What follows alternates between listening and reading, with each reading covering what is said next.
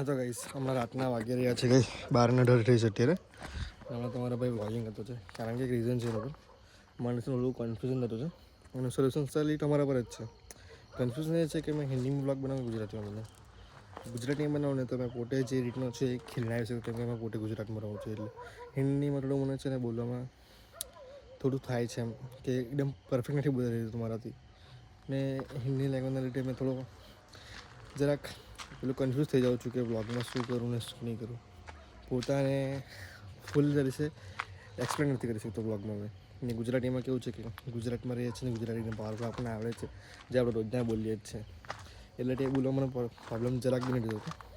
હવે તમે લોકો મને કહો કે મેં ગુજરાતીમાં વ્લોગ બનાવું કે હિન્દીમાં બનાવું એ વસ્તુ મને બહુ ખરાબ કન્ફ્યુઝન છે એટલે આજે મેં વ્લોગ બી નથી બનાવ્યો આખો દિવસની. આખો દિવસ વિચાર્યું કે હું કરું ને હું નહીં કરું.